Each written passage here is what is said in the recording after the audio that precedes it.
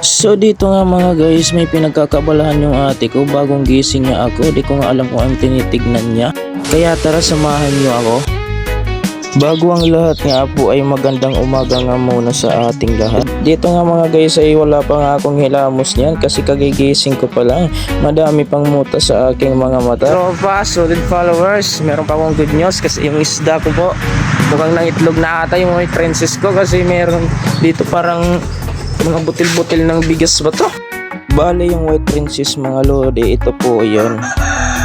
Isa po siyang albino. So kind of cichlid fish po mga god. Also known in scientific name ni Lompogus picardi mga lods. Dito nga mga lodi mga guys, sinimulan ko na nga itong tignan.